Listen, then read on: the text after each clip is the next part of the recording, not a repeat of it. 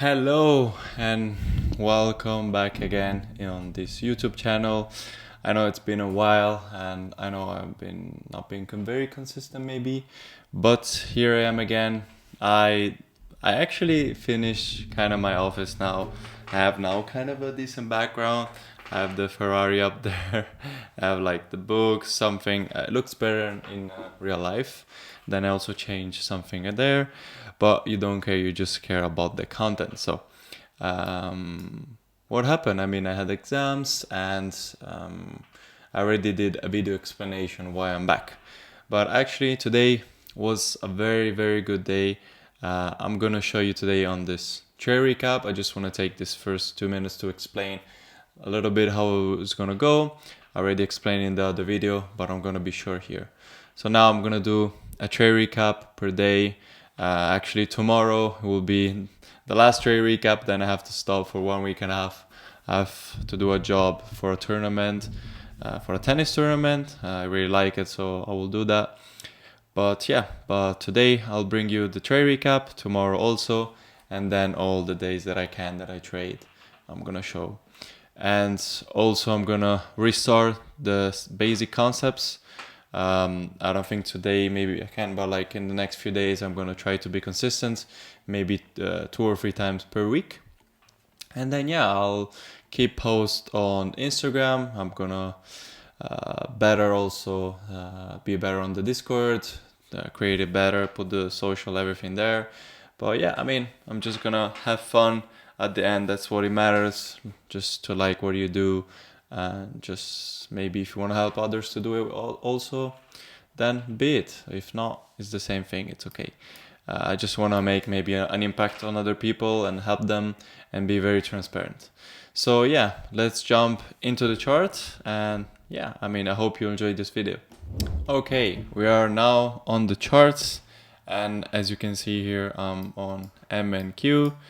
This was the trade I took today. And we also took it on ES, which is, as you can see, a crazy entry. So let's start from today. What do we see? We go first on the 4 hour. I also said it in my Discord. If you see, okay, this was the results of today. If we go on Discord here, Tiger is also saying a lot of things. There's also other members that help you, especially Tiger. Shout out, he's the GOAT. Tiger and Scruffy, but also others as well, and that will be helpful. I said PN session tapped the midpoint of the new week opening gap, as you can see this one, and then retraced down very hard. We were looking to take this low and this low, and you can see here this, and then we look maybe to fill or to go more to fill this gap, or we can go up. So after we also had this 5-minute inversion that we saw live, but we were like a little bit unsure to tap that 4-hour gap to 4-hour low that I'm gonna show you now. So we just missed a little bit on that. If you see, that was on NQ. NQ took the 4-hour low and ES didn't. So that's what it says. That says SMT. If we go on the 15-minute, we marked 15-minute gap that was unfilled. We were here, okay? That was unfilled. So maybe if we wanted to go higher, we can aim to fill this gap. So if we go also below in the 1-minute chart time frame, we can see here we opened. This gap is the new day opening gap. So from here to here. So in the first 30 minutes, there's a likelihood of 70% that we're gonna touch the midpoint, or we can touch it maybe after. In this case, we touch it after. That was also our bias. But this is very important. This is more of like an advanced concept, but in the trade recaps, I'm gonna put everything together. Maybe for a beginner, this is not that clear, but once you maybe put all the concepts together, it will be better. So we displaced hard, and on NQ here, as you can see, we closed. This was a 5-minute gap. It's actually, yeah, we inversed. Like, see, here we created a bullish gap on the 5, and then we inverse on the 5. and we always look for 1 minute confirmation. So we closed below here, and this was actually could have been a very good trade. Like as soon as it closes here, 50 points, perfect. Like that was perfect. I was in the Discord and I was like, that's very good. Then after we take the low here, we see on ES that ES didn't take the low, and you see here displaced a lot. Like this was a very, very good reaction off of that. So like, okay, we create this gap, and I said this is like we call it a pre-fire. Like it could be likely that we just retrace and then go lower to take this low, and then go lower on NQ. But sometimes you also need to have a bias for the day. So if you're bullish and we are like manipulating down the power of free, so consolidation, manipulation, distribution, that's exactly what happened. If you have to keep in mind that this is a manipulation down, they want us to think that, oh, we're going down, we keep going down.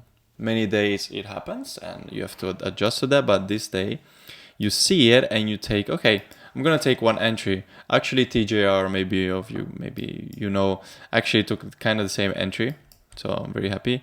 Actually, here we close below this gap, so that was a kind of a BPR. But see how we run like slowly to this gap, and then we close below it. But this is a big wick. So when I saw this wick, okay, this wick here, I was like, okay, this is gonna be good.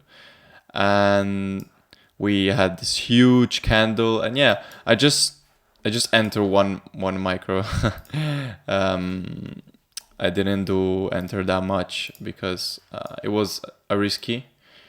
And then actually like 100, like, if it was normal size, would have been way more. Just on ES, that was crazy. So you aim for the high, and we aimed for the high, and we could have like tried to fill this 15 minute unfilled, but yeah, we also closed above the first presented here. That was a nice indication, and also closed above the 5 minute inverse. We disrespected OTE, which is the optimal trade entry for shorts, which is in a discount for shorts. But then, so when we see this good displacement, and on Tradeovate, I have the two chart of ES and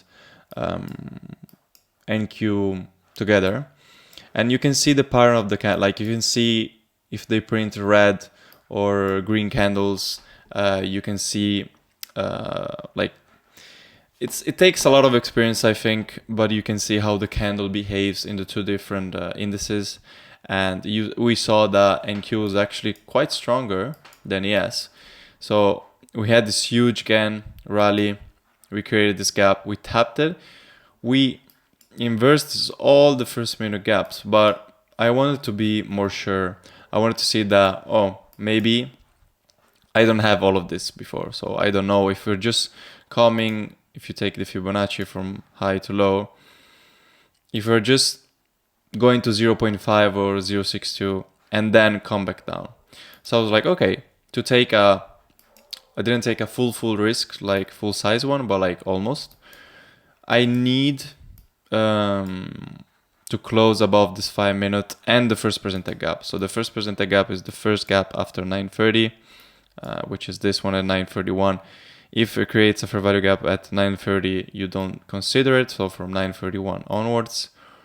So we close above it. We close above the 5. We retrace here to the one first presented and the gap, and we wick higher. So when I saw, oh, what's happening? What's happening? Something happened. Sorry, I'm also looking at Tradeovate.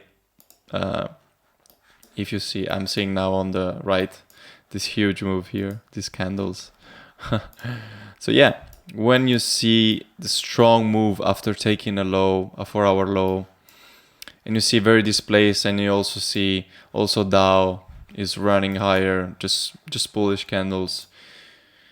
You need to have your PD arrays for bearish. So if we disrespect all the bearish PD arrays, we just go higher. and maybe we feel the midpoint of the new day opening gap. So the midpoint of the new day opening gap is here.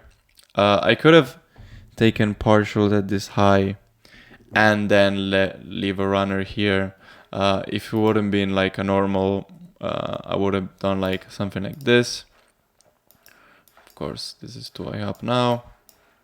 I would have taken here this, taken 3 contracts here out, so like 249, that's pretty good, and then left 1 to run way up here, like where is it? Here.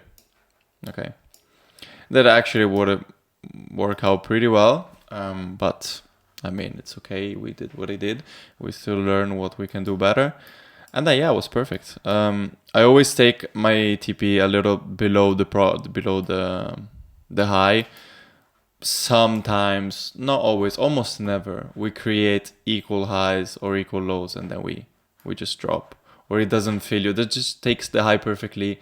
So just to be sure, it's okay. Like you will, when that thing will happen, and you put the TP exactly at the high, and it will all reverse to your break even or to your stop loss.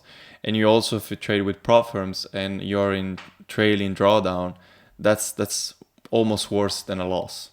So I prefer to do this. It worked out till now. I got saved, I think, 2 times. So that saved, I think, a lot of momentum when that thing happened. And I think I suggest you. I don't think anyone suggests this. Not a lot of people, I didn't see it, but this is very important.